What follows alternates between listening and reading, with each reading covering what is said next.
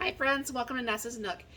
Today I am going to be doing a video that I've already done previously, but I have not had a chance to look through and actually find a casserole that, we both agreed upon, because of Gizmo and everything, and we did actually have to put him down today. Um, he died at 12:12. I mean, I know I put that out there that he died the other day. He really did come back to life, and it was starting to look like he was starting to get miserable, so we did put him down. And we'll get him back Wednesday from being cremated. So that's that. But anyways, um, so what I'm going to be doing is I'm going to be doing a lot of the stuff. Some of it's going to be canned goods. Some of it's going to be, a lot of it's going to be freeze-dried stuff. But it does not mean that you cannot make this with fresh or canned or however you would want to make it. You're just going to have to make it a different way.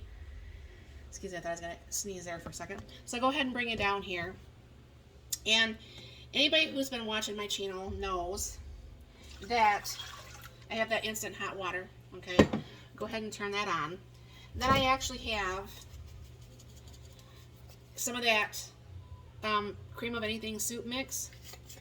And you take about a third of a cup.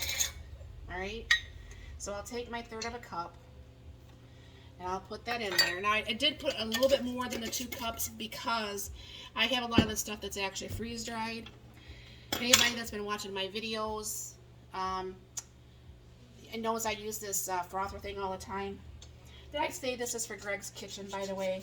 The collab is with Greg's Kitchen, and I'm sorry if I didn't say that right.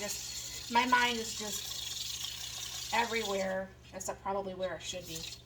So I'm going to go ahead, and you can probably see me mix this. This frother does an excellent job as far as making everything kind of like just, come together really quickly. And then, because I would make with cream of mushroom soup, which you can just actually make from regular, cream of mushroom soup, but I like making my own, and that's my own freeze-dried mushrooms. Now, like I said, you don't have to have mushrooms. You don't have to have any of that. Then I actually have some of my onion soup mix that I make.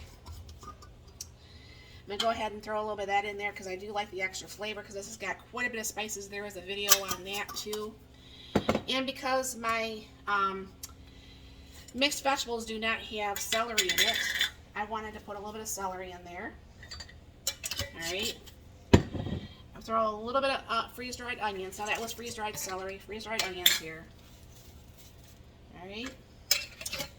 And my freeze-dried hamburger, this is probably one of my most favorite things freeze-dried is my hamburger. And it is just the 2 of us, and obviously you're going to make how much of this ever that is best for you and your family. Obviously, you're going to have to use more things if it's more people. I'm just going to use just a little bit of some green pepper. Not really a lot because green pepper probably doesn't belong in there. Give this a little bit of a stir. Because I use that instant hot water, pretty much the soup is already all ready. And let me stir this up a little bit. I'm going to go ahead and throw in my can of mixed vegetables. Get that going in there. And sorry, this is anybody who's already have watched this video, but like I said, I just wasn't really able to focus on trying to figure out something and make sure I went shopping for it, because we didn't know from one day to the next what was happening with Gizmo. So that was some salt and pepper. I'm going to go ahead and throw a little bit of garlic in there. And all this is depending on what you want yourself. But this is just things that we like personally. Now, I don't know for sure if you can see how thick that soup mix got. Let me bring, ouch, ooh, it splattered. Bring it a little bit closer. Bring this up. Bring it down. You can probably see a little bit.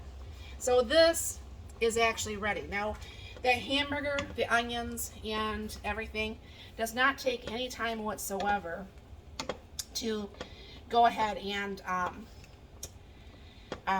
reconstitute, but this will be baking in the oven, so it's going to finish everything in there. So let me stir this up a little bit, put you on pause, and I'm going to go over to the island here.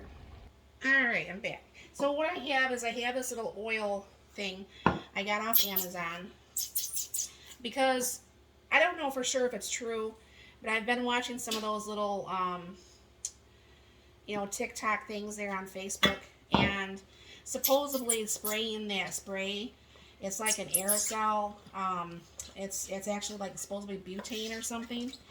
I don't know for sure how true that is, but if I can get away with not putting butane on my food, you know, hey, that's more my style, right? So what I'm going to do is I'm going to dump out a can of just sliced potatoes. And you can use fresh potatoes, canned potatoes, whatever it is that you want to do. And usually I use at least a can and a half. You know, to make that a nice little thick little, yeah, just throw the rest of it in there. Thick little hearty meal there. And the soup is more than ready with a mixture, and everything is like together on that. So what I'm just going to do is I'm going to go ahead and pour that over the potatoes. Now, like I said, if you have more people or heartier eaters or whatever, you know, you're going to obviously want to make more, and you'd have like a couple cans of soup or something to that effect. And I just spread this over here, and the juice and the water and stuff is going to go down to those potatoes down below. And then sometimes I add cheese, sometimes I don't. I'm feeling cheese today, so cheese it is. I don't add a super lot to that, just enough to kind of like give it a little bit of a nice flavor there. And I'm going to go ahead and put this over in the June on 325 on convection for about 20 minutes, and I will bring you right back. Now, I don't know for sure if anybody caught that as I was just saying that. I do have my June oven, which is actually like a glorified toaster oven. It's really fancy. I like it.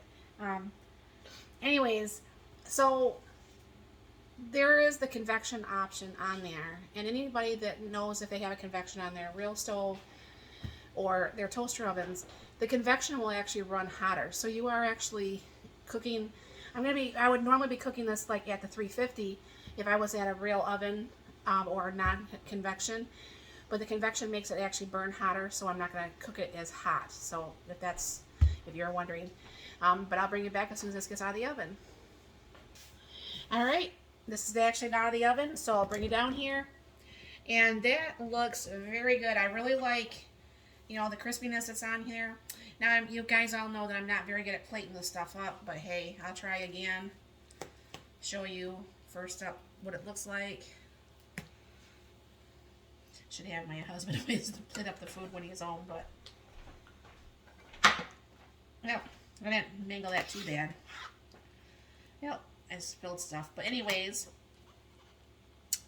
as you can see, that's dinner tonight. And I hope you enjoy this. If you try it, it is something my husband and I really do enjoy. And definitely check out, see, I'm so horrible at this. Check out the other collaboration people down below. They'll be listed in the comments. And look forward to seeing this. He's got a whole bunch of people lined up already for the month of March. And I'm very thankful that that he asked me to actually get in on this, because I always think collabs are fun, even though I mangled that pretty bad again this time.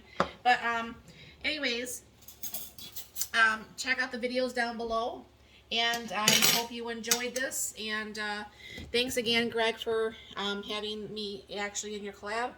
You guys all have a very blessed and wonderful day.